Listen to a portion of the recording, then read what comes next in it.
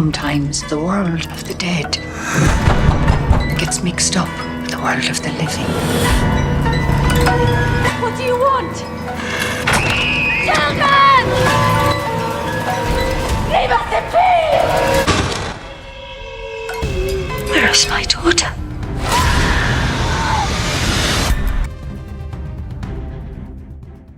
In the silence of the old house, the whispers weren't just in their heads, they were real. And they were hungry. The rain fell in heavy sheets, drumming against the roof of the old fort as it rattled down the narrow, winding road. Eleanor. Grayson gripped the steering wheel, her knuckles white, her eyes squinting through the fogged-up windshield. Beside her, her two children, Clara and Ben, sat quietly in the back seat. Clara, 11, clutched a tattered book, her face pale. Ben, 8, stared out the window, his breath fogging the glass. The world outside was gray, swallowed by mist and the looming shapes of ancient trees. Are we there yet, Mom? Ben's voice was small, almost lost in the rain's steady beat. Almost, Eleanor said, forcing a smile. She didn't want them to see her worry. The house was their last chance, a place to start over after the divorce, after the debts, after everything. She'd found the listing online, a sprawling, century-old mansion in the middle of nowhere, Maine. Cheap rent to cheap, maybe. But it was all she could afford. The road twisted, and the house appeared through the mist like a shadow coming to life. It was massive, 3 stories of weathered stone and dark windows. Its roof jagged with gables. Ivy clung to the walls, curling like fingers. The iron gate creaked as Eleanor pushed it open. The sound sharpened the quiet. "It's big," Clara whispered, her voice trembling. She hadn't spoken much since they left Boston. "It's home," Eleanor said, trying to sound cheerful. "Come on, let's get inside." The front door groaned as they stepped into the foyer. The air was cold, heavy with the smell of dust and something sour, like old wood. The house was fully furnished, just as the landlord promised. Antique furniture, heavy drapes, and portraits on the walls, their faces faded and stern. A massive chandelier hung above, its crystals dull with grime. "Stay close," Eleanor said, her voice echoing. She flicked the light switch, but nothing happened. The power was out. She sighed, pulling a flashlight from her bag. The beam cut through the gloom, revealing more of the house. Long hallways, locked doors, and shadows that seemed to shift just beyond the light. They unpacked what little they'd brought: clothes, a few books, Ben's toy soldiers. Eleanor found candles in a drawer and lit them, their flickering light casting strange shapes on the walls. Clara and Ben stayed near her, their eyes wide. "This place is creepy," Ben said, hugging his arms. "It's just old," Eleanor replied. "Old houses have character." Clara didn't look convinced. "It feels wrong, like someone's watching us." Eleanor's stomach twisted, but she shook her head. "It's just new.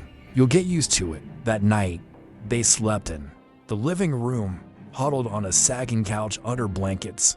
The rain stopped, but the silence was worse. It pressed against the windows, thick and unnatural. Eleanor lay awake, listening to her children's soft breathing. Then she heard it, a faint whisper, like voices murmuring just out of reach. She sat up, heart pounding, and shone the flashlight around. Nothing, just the empty room and the flickering candles. "Mom?" Clara's voice was a whisper. "Did you hear that?" "It's just the wind," Eleanor lied, her voice tight. But there was no wind. The air was still. The next morning, the power was still out. Eleanor called the landlord, a gruff man named Mr. Hargrove, who promised to send someone. "Old houses," he said, chuckling. "They've got quirks." Eleanor didn't like his tone, but she let it go. She needed this place to work. The day passed slowly. Clara and Ben explored the first floor, staying close to each other. Eleanor cleaned, trying to make the house feel like home. She found strange things: a locked door in the kitchen that wouldn't budge, a mirror in the hallway that seemed to fog over when she looked at it too long, and a faint scratching sound from the walls, like something small skittering inside. By evening, the whispers returned. They were louder now, coming from upstairs. Eleanor stood at the bottom of the grand staircase, flashlight in hand, listening. The words were unclear, but they felt angry. She told herself it was her imagination, but Clara's wide eyes and Ben's trembling hands said otherwise. "Stay here," Eleanor told them. Climbing the stairs, the air grew colder with each step. At the top, a long hallway stretched into darkness, lined with closed doors. The whispers stopped, replaced by a heavy silence. She opened the first door. Bedroom, empty except for a single chair facing the window. The chair was warm, as if someone had just been sitting there. Eleanor's breath caught. She backed out, closing the door. Downstairs, Clara screamed. She ran, heart hammering, and found Clara and Ben in the living room, staring at the chandelier. It was swaying, slow and deliberate, like someone had pushed it, but no one was there. "Mom, it moved." Ben cried, pointing. "It's okay," Eleanor said, pulling them close. But it wasn't okay. Something was wrong with this house. Something was here. The next morning, the house felt heavier, as if the walls had soaked up the night's unease. Eleanor woke with a crick in her neck from the lumpy couch. Her children still curled under blankets beside her. The candles had burned low, leaving waxy puddles on the coffee table. The chandelier hung still now, but its slow sway from last night lingered in Eleanor's mind like a bad dream. She stood, stretching, and checked her phone. No service. The signal had been spotty since they arrived, and now it was gone entirely. She sighed, rubbing her eyes. The power was still out, and the gray light filtering through the heavy drapes did little to warm the room. Clara and Ben stirred, their faces pale and tired. "Mom, I don't like it here," Ben said, his voice small. He clutched one of his toy soldiers, its plastic arm bent from being held too tightly. "It's just a house," Eleanor said, but her words felt hollow. She forced a smile. "Let's make breakfast. That'll help." The kitchen was cold, the air thick with that same sour smell. Eleanor found a box of cereal and their supplies and set it on the counter. The locked door she'd noticed yesterday, a heavy oak thing with a rusted knob, caught her eye again. She tugged at it, but it didn't budge. A faint scratching came from behind it, like nails on wood. She froze, listening. It stopped. "Clara, Ben, did you hear that?" she asked, turning. Clara, sitting at the table, shook her head, but her eyes were wide. Ben didn't answer, too busy pouring cereal into a bowl. Eleanor told herself it was mice. Old houses had mice. She pushed the thought away and focused on the kids. After breakfast, they explored more of the first floor, staying close. The house seemed to swallow sound, their footsteps muffled on the worn rugs. They found a parlor with a cracked fireplace, a dining room with a long table covered in dust, and a library filled with moldy books. Clara ran her fingers over the spines, reading titles aloud. The History of Blackwood County, Herbal Remedies, The Unseen World. She paused at the last one, pulling it out. The cover was leather, cracked and faded, with no author's name. "Don't touch too much," Eleanor warned. "Those books are old." Clara nodded, but slipped the book under her arm. Eleanor didn't argue. If reading kept Clara calm, that was fine. Around noon, a knock at the door startled them. Eleanor opened it to find a man in overalls, toolbox in hand. His face was weathered, his eyes small and sharp. "Name's Tom," he said, not smiling. "Hargrove sent me about the power." Eleanor let him in, relieved. "Thank you. It's been out since we got here," Tom grunted. Stepping inside, he glanced around, his gaze lingering on the chandelier. "Old place like this. Wiring's tricky. I'll check the breaker." He disappeared into the basement, the door creaking behind him. Eleanor stayed with the kids in the living room, trying to distract them with a card game. But Clara kept glancing at the basement door, and Ben fidgeted, dropping his cards. "Mom, what if he finds something bad?" Ben asked. Like what? Eleanor said, keeping her voice light. Like something that's not supposed to be here. Eleanor's chest tightened. She was about to answer when Tom returned, wiping his hands on a rag. "Breaker's fine," he said. "Problem's deeper. Old wiring, probably. I'll tell Hargrove to send a real electrician." "Did you hear anything down there?" Eleanor asked, thinking of the scratching. Tom's eyes flicked to her, then away. "Just the usual old houses creak. They've got stories." He paused, then added, "Folks, don't stay long here. To quiet, maybe." He left without another word, the door thudding shut. Eleanor locked it, her hands shaking. Tom's words stuck with her. Folks don't stay long. She didn't want to think about why. That afternoon, Clara sat in the library, reading The Unseen World. Eleanor watched her, worried. Clara's face was pale, her eyes fixed on the pages. "What's it about?" Eleanor asked, trying to sound casual. "It's weird," Clara said. "It talks about things that live in shadows, things that watch you but you can't see them." Eleanor's skin prickled. "Maybe pick something else, something happier." Clara nodded but didn't put the book down. As evening fell, the house grew darker, the candles casting long shadows. Eleanor noticed the mirrors again. There were so many, in every room. Their surfaces cloudy, but oddly reflective. When she passed one in the hallway, she swore she saw something move behind her reflection. She spun around, but the hallway was empty. Dinner was quiet, the kids picking at their food. The whispers started again, faint at first, coming from upstairs. Eleanor tried to ignore them, but Clara's head snapped up. "You hear it, don't you?" she said. "It's just the house settling," Eleanor said, but her voice wavered. Ben dropped his spoon. "It's not the house, it's them." "Them?" Eleanor asked, her heart racing. Ben's eyes were wide. "The people in the walls." Eleanor stared at him, then at the walls. The scratching started again, louder now, coming from behind the locked kitchen door. She stood, grabbing the flashlight. "Stay here," she told the kids, her voice firm. She approached the door, her hand trembling. As she touched the knob, the scratching stopped, but something else took its place, a low, guttural hum, like a voice trying to form words. She backed away, her breath shallow. The air felt thick, pressing against her skin. When she returned to the kids, they were huddled together, staring at the ceiling. "Mom," Clara whispered, pointing. "Look." Eleanor followed her gaze. A dark stain was spreading across the ceiling, slow and wet, like ink seeping through paper. It hadn't been there before. The stain on the ceiling hadn't moved since last night, but it looked darker now, its edges sharper. Eleanor stood beneath it, flashlight in hand. Her neck craned. In the dim morning light, it almost resembled a face, eyes too wide, mouth twisted.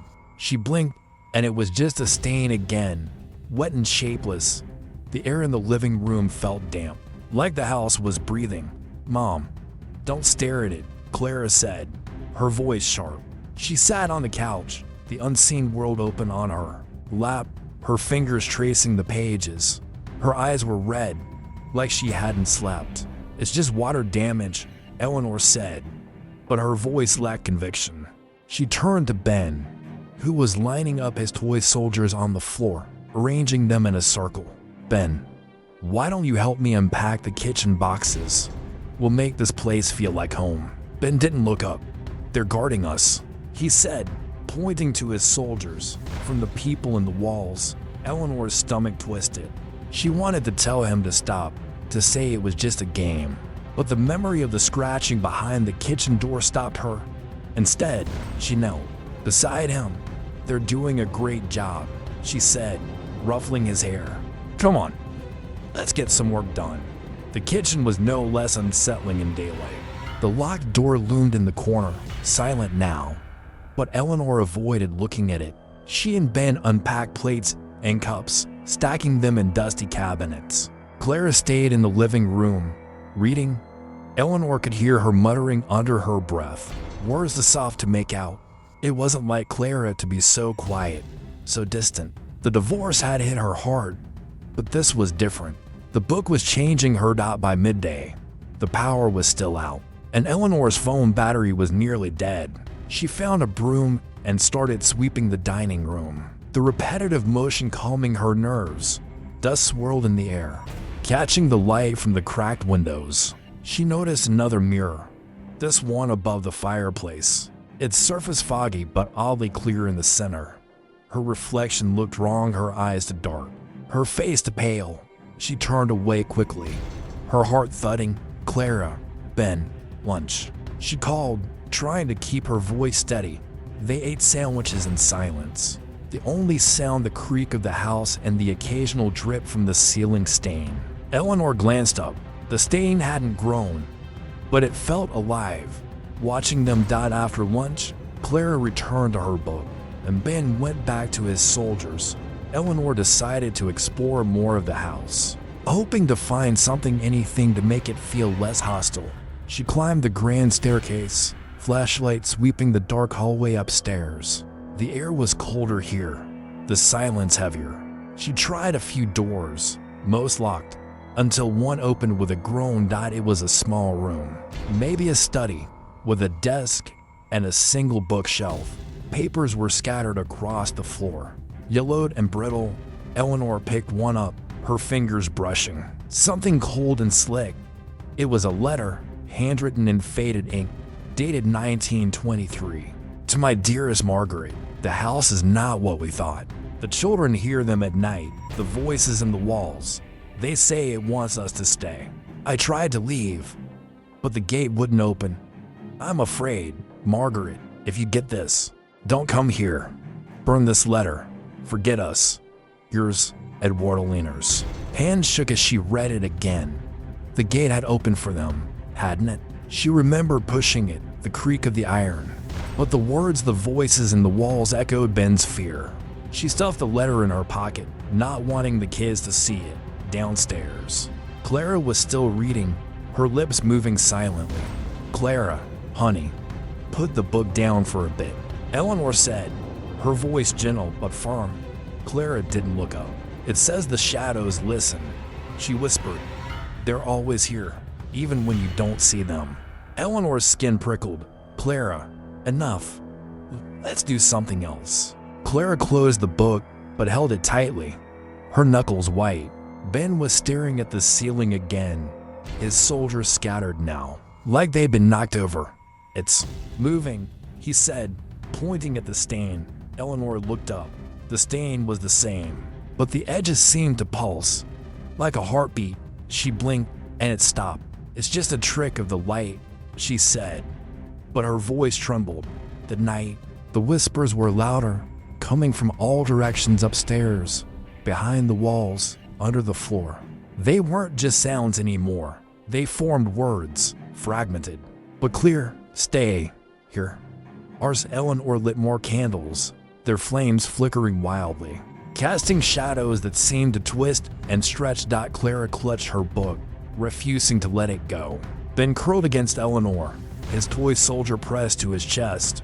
They're mad, he whispered. They don't want us to leave. Eleanor held him close, her eyes on the locked kitchen door. The scratching started again, slow and deliberate, like something testing the wood. Then, a new sound, a soft thud, like footsteps, coming from upstairs. She grabbed the flashlight, her heart pounding. Stay here, she told the kids, her voice barely steady. She climbed the stairs, the beam shaking in her hand. The hallway was empty, but one of the locked doors was now ajar. A sliver of darkness spilling out. She pushed it open, revealing a nursery. A crib sat in the corner, its wood warped and gray. Above it, on the ceiling, was another stain, identical to the one downstairs. But this one was moving, its edges curling like fingers reaching down. The nursery felt colder than the rest of the house, the air thick and stale. Eleanor stood in the doorway, flashlight trembling in her hand, staring at the stain on the ceiling. It pulsed slowly, like a heartbeat, its edges curling downward as if reaching for the crib below. A single drop fell, dark and viscous, landing on the crib's warped wood with a soft plop. It wasn't water. It smelled sharp, like iron. Eleanor backed away, her breath shallow, and closed the door. The hallway was silent, but the whispers lingered in her ears, sharper now, forming a single word: Eleanor. Her name, spoken in a low, guttural tone, like a secret shared in the dark.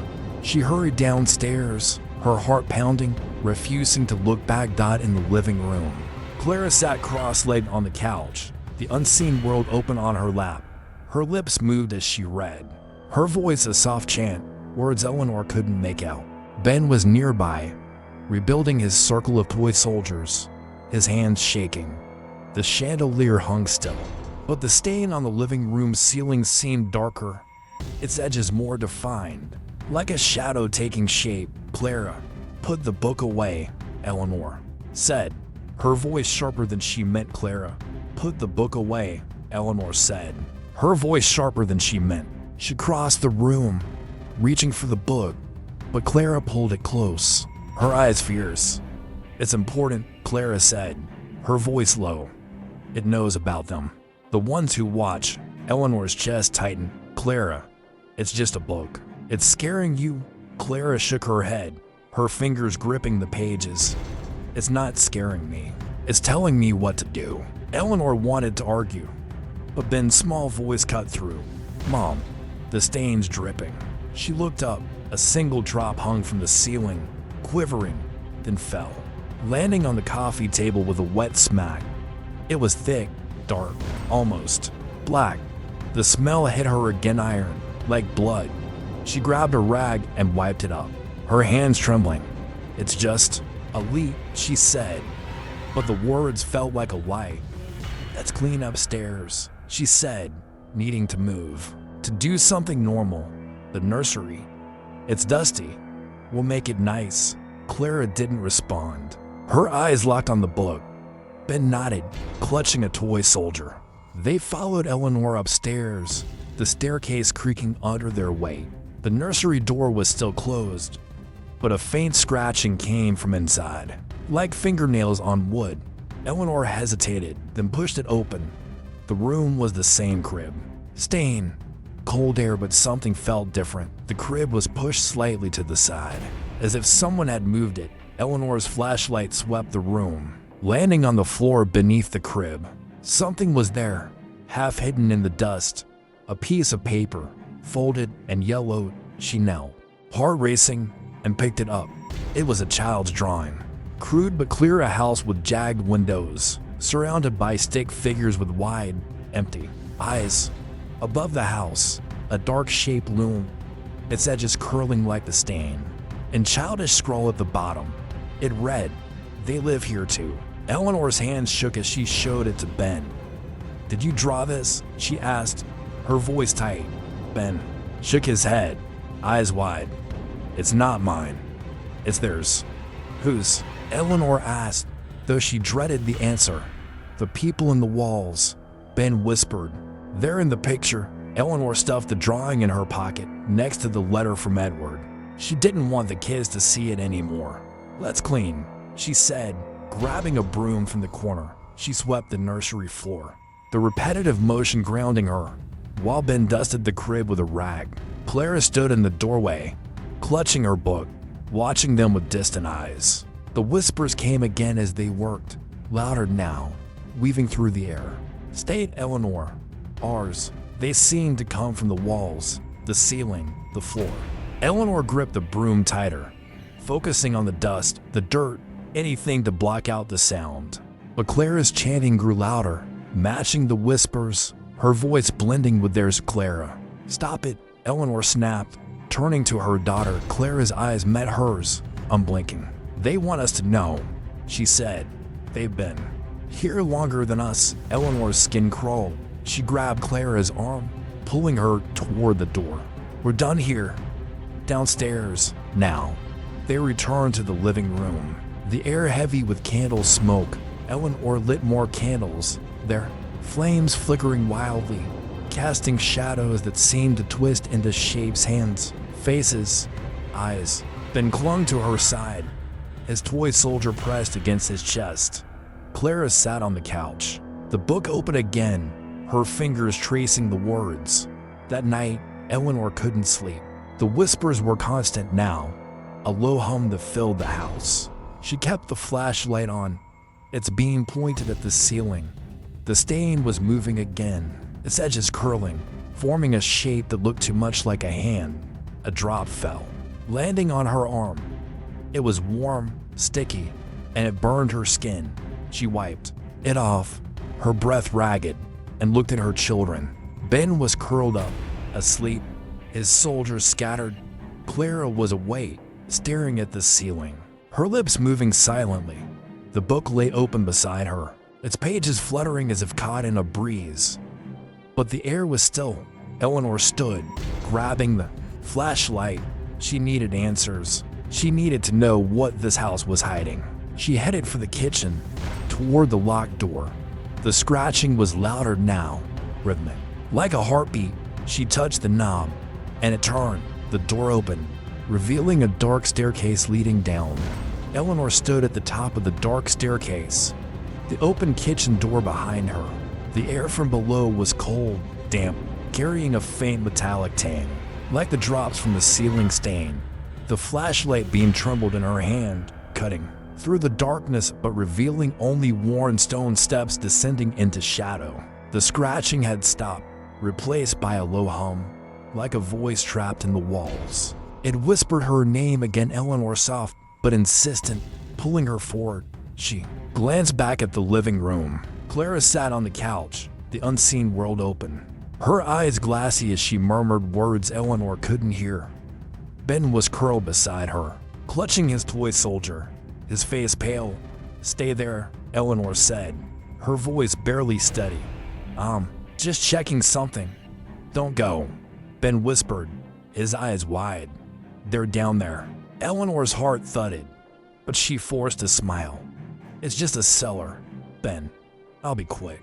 She took a step down, then another, the air growing heavier with each step. The staircase was narrow, the walls slick with moisture. The hum grew louder, weaving with the whisper, "Stay, ours, Eleanor," until it felt like they were inside her head. At the bottom, the flashlight revealed a small, cramped cellar, its stone walls lined with shelves. Old jars, caked with dust, sat in rows, their contents murky. A wooden chair sat in the center, facing a blank wall, as if someone had been sitting there, waiting. Eleanor's breath caught. She swept the light across the wall and froze. Carved into the stone, in deep, jagged letters, was a name. Margaret, the same name from the letter she'd found. Her fingers brushed the carving, the stone cold and rough. Below it, smaller, were more names: Edward, Lily, Thomas, the family from the letter, the ones who didn't leave. The hum stopped. The silence was worse, pressing against her ears. Then a soft creak came from behind the shelves. Eleanor spun, her flashlight shaking. Nothing was there, but one jar had tipped over, its glass cracked, a dark liquid seeping out. It smelled like the stained sharp, like blood. She backed toward the stairs, her heart racing. Something moved in the corner of her eye, a shadow, tall and thin, gone when she turned. The whispers returned, louder, chanting Margaret, Eleanor, stay. She ran up the stairs, slamming the door behind her. In the living room, Clara was standing now, the book in her hands, her voice louder, chanting in rhythm with the whispers. "They see us," she said, her eyes fixed on the ceiling. "They've always seen us." "Clara, stop it," Eleanor snapped, grabbing the book. Clara resisted, her grip surprisingly strong, her nails digging into Eleanor's hand. The book fell, pages fluttering open to a drawing, a house, like the one in the nursery, with shadowy figures watching from the windows. "Clara, what's wrong with you?" Eleanor asked, her voice shaking. Clara's eyes were wrong, too bright, like they weren't hers. "They're in the book," Clara said, her voice flat. "They're in the house. They're in us." Eleanor pulled Clara into a hug, her heart pounding. Ben was crying now, his toy soldier on the floor. "Mom, Make it stop, he said. I will, Eleanor said, though she didn't know how. She needed to get them out of this house. She grabbed her car keys from the table, her hands trembling. We're going to check the car. We're leaving. They stepped outside, the air cold and damp, the mist thicker than before.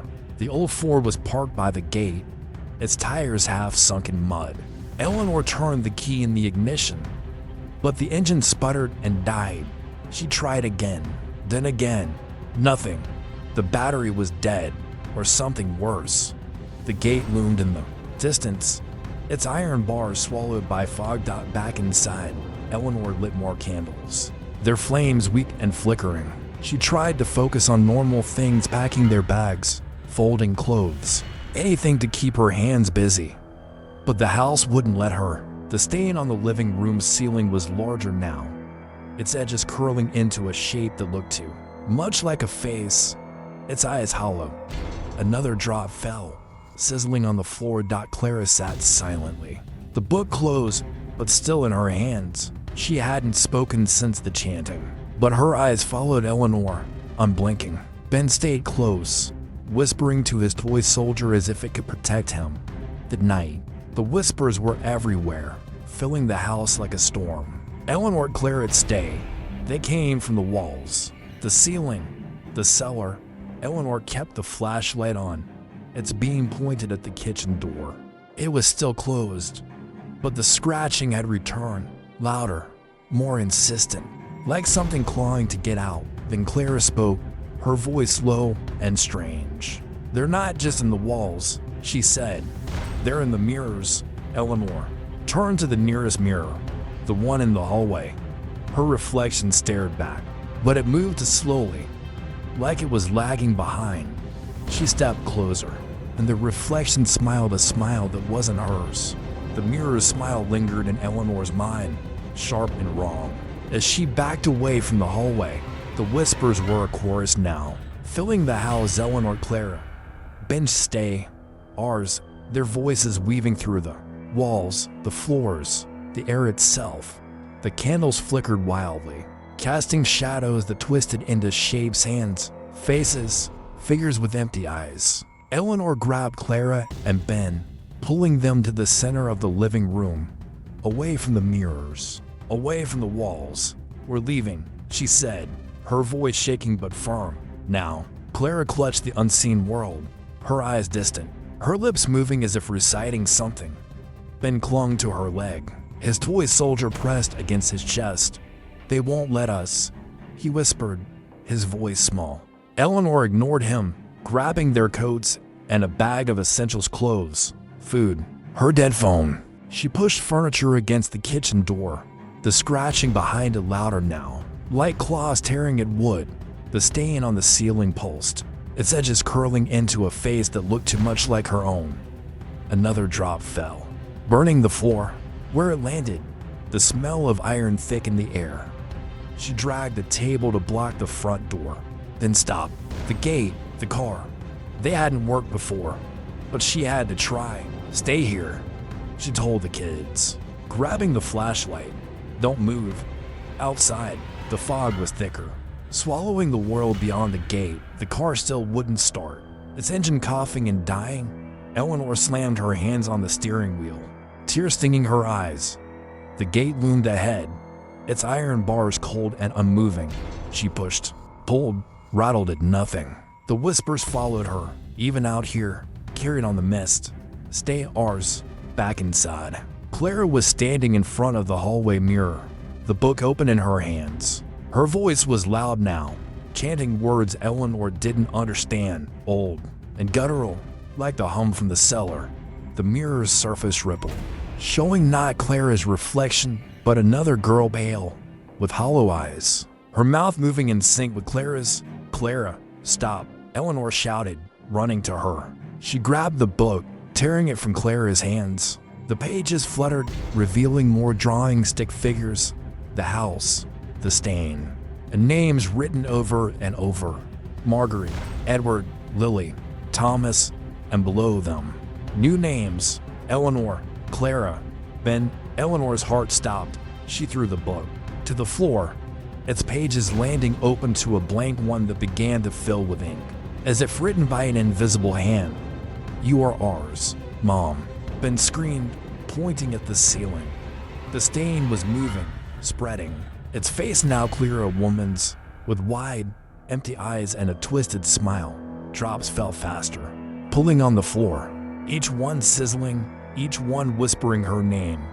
Eleanor pulled Clara and Ben to the couch, her mind racing. The letter, the drawing, the names in the cellar. They were trapped, just like Margaret's family. She remembered the letter's warning. The gate wouldn't open, but they had gotten in, hadn't they? She ran to the library, searching the shelves for anything that could help. Books fell, their pages brittle and yellowed. One caught her eye, a journal hidden behind the unseen world. Its cover was worn, the name Margaret scrawled inside. Eleanor flipped through it, her hands shaking. The entries were frantic, dated 1923. They're in the mirrors. They watch us, always watching. The house doesn't let you leave. It takes you piece by piece until you're part of it. The final entry was a single line. "We are not alone. We were never alone." Eleanor dropped the journal, her breath ragged. The mirrors. Clara had said they were in the mirrors. She ran back to the living room, where Clara was staring at the hallway mirror. Again, her eyes blank. Ben was crying, his toy soldier on the floor. Its head snapped off. "Clara, look at me." Eleanor grabbed her daughter's shoulders, shaking her. Clara's eyes focused, but her voice was wrong. "Too old, too deep. They've been waiting," she said, "for us." The mirrors in the room, every room began to ripple, showing faces that weren't theirs. A woman, pale and thin, with eyes like the stain. A man, stern, with a scar across his cheek. Two children, their faces blurred but familiar. Margaret, Edward, Lily, Thomas, and others, older. Their features faded, all staring, all smiling. Eleanor grabbed a chair and smashed the hallway mirror. Glass shattered, the sound swallowed by the whispers. But the faces didn't vanish, they appeared in the shards. Clearer now, their mouths moving, chanting with Clara. "Stay ours," she smashed. Another mirror, then another, glass raining down. The whispers grew louder, angrier, shaking the house. The chandelier swayed, the candles went out, and the stain on the ceiling spread, covering the room in darkness. Ben screamed, and Clara collapsed, the book falling open beside her. Eleanor dropped to her knees, pulling her children close. The air was heavy, pressing against her chest. She closed her eyes, whispering, "We're leaving. We're not yours." When she opened her eyes, the house was silent. The whispers were gone. The stain was just a stain, wet and shapeless. The mirrors were broken, their surfaces dull. Clara stirred, her eyes clear again, though she trembled. Ben clung to her, his toy soldier forgotten. Eleanor stood, her legs weak, and led them to the front door. She pushed the table aside, her hands shaking, and turned the knob. The door opened. The fog was gone, the gate visible in the distance, standing open. They stepped outside, the air cold but clean. Eleanor looked back at the house, its windows dark, its walls still. She didn't know if they had escaped or if the house had let them go. She didn't care. She took Clara and Ben's hands and walked toward the gate, not looking back. But as they passed through, she heard it, a faint whisper, carried on the wind. "You'll come back."